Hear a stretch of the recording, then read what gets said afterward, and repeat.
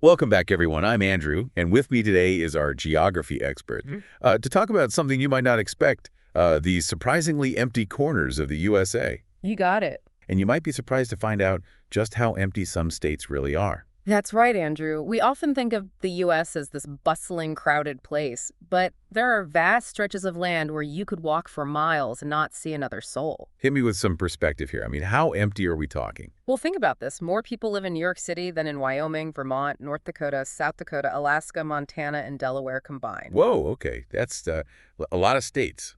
All right, so let's start unpacking this. Where should we head first on our journey across the vast and apparently mostly empty USA? Let's start with a state that many people consider a vacation paradise, Maine. Maine, okay. It's got picturesque coastlines, forests full of moose, and that classic New England charm. But here's the thing. Maine is 89% forest, more trees than people. Sounds kind of peaceful, actually. It can be. But that peace and quiet comes with a price. Long, harsh winters. We're talking blizzards, sub-zero temperatures, and days with barely any sunlight. Not exactly ideal for everyone. Yeah, I can see how that might deter some folks. And here's another interesting tidbit.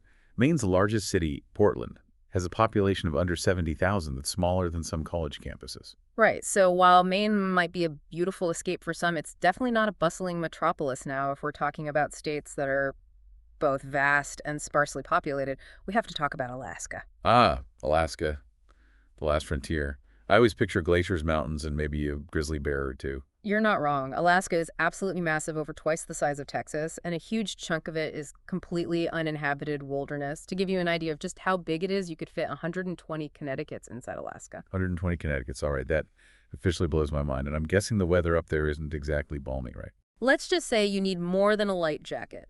Winters in Alaska mean temperatures that can plunge to negative 40 degrees Fahrenheit weeks of near total darkness and enough snowfall to bury a small village. Yeah, I think I'll stick to visiting Alaska in the summer, thanks. But hey, speaking of vast landscapes and extreme weather, let's head south to Wyoming. Wyoming is a state that truly embodies the spirit of the Wild West. Imagine wide open plains, towering mountain ranges, and cowboys riding off into the sunset. It's also incredibly empty with a population density of just 6 people per square mile. 6 people per square mile. That's like having your own personal zip code. No wonder they call it the Cowboy State. Yeah. What are the main things drawing people to Wyoming or keeping them away? Well, the lack of major cities and limited job opportunities, especially outside of government jobs, are definitely factors. But for those who value solitude, wide open spaces, and stunning natural beauty, Wyoming can be paradise. So it's the kind of place where you can truly get away from it all. I can see the appeal, but I think I'd miss having takeout options now from the vastness of Wyoming. Let's hop over to a state that's tiny in size, but surprisingly dense in population, Rhode Island. Rhode Island might be the smallest state in the U.S., but it packs over 1 million people into its 12,214 square miles. That's a higher population density than California. Whoa, that's a lot of people crammed into a small space. Yeah. I've heard Rhode Island has this charming New England vibe going on, though. It does think beautiful coastal towns, historic architecture, and a vibrant art scene, but all that charm comes with a price tag. Rhode Island has a rising cost of living that rivals some of the biggest cities in the country. So it's like a miniature version of New York City, but with clam chowder instead of pizza.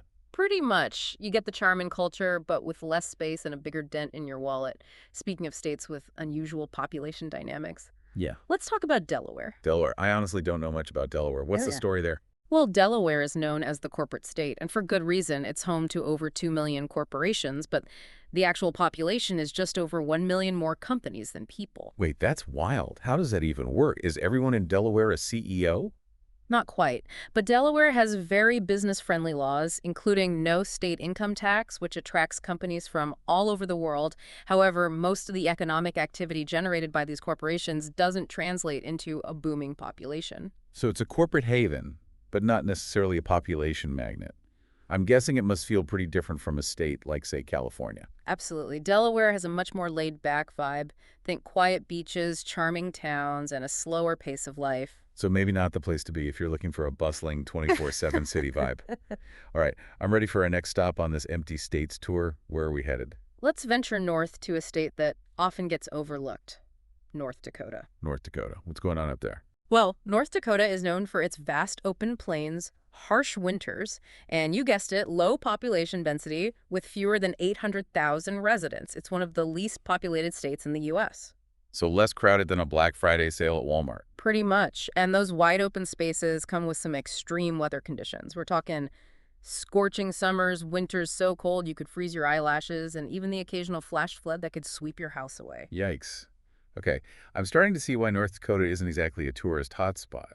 But are there any hidden gems or anything that would draw people to the state? For some, it's the appeal of truly getting away from it all, the solitude, the stark beauty of the landscape, the sense of being on the frontier. It can be a powerful draw for certain personalities. I can definitely see the appeal for those seeking solitude and a connection with nature.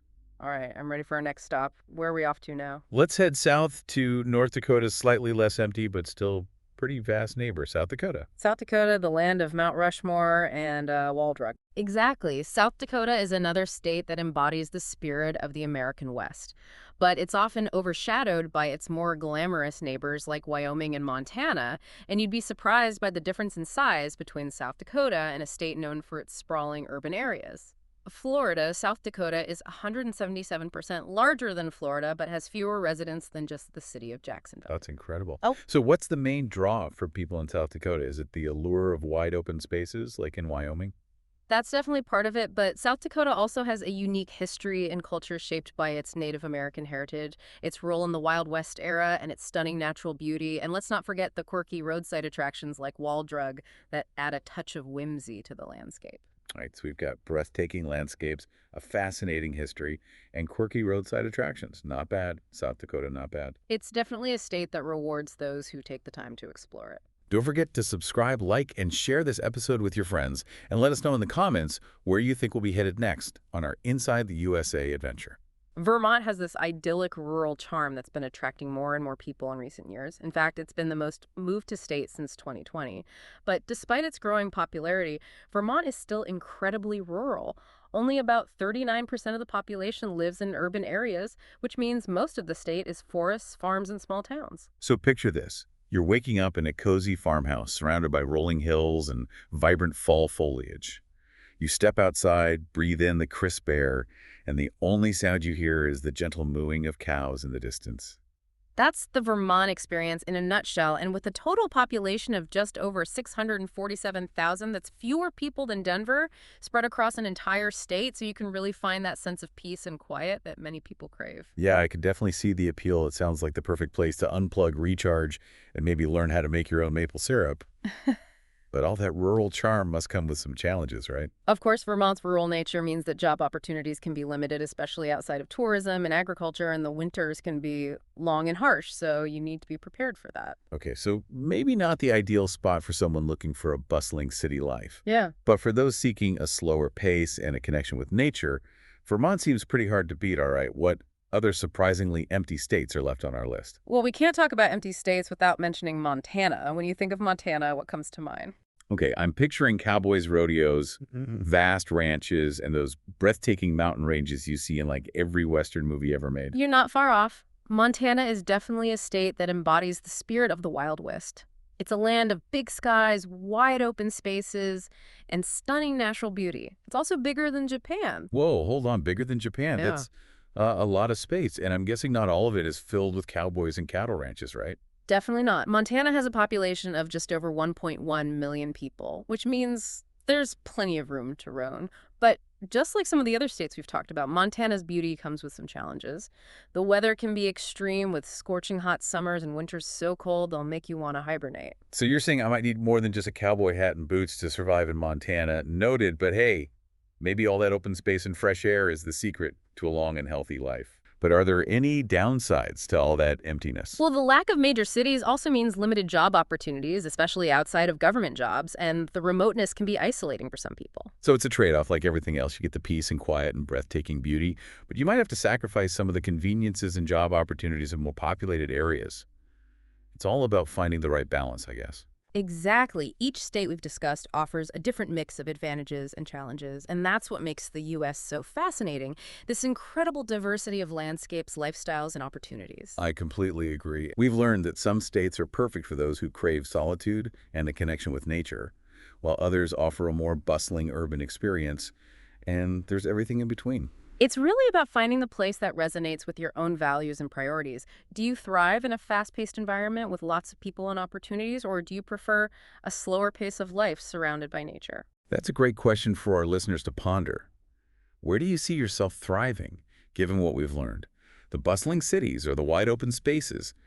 Let us know in the comments which state surprised you the most and where you could see yourself living or maybe just visiting after this journey across the USA. And don't forget to subscribe, like, and share this episode with your friends. We love hearing your thoughts and connecting with fellow geography enthusiasts. Until next time, keep exploring and discovering the amazing diversity that exists within our own backyard. We'll see you on our next adventure.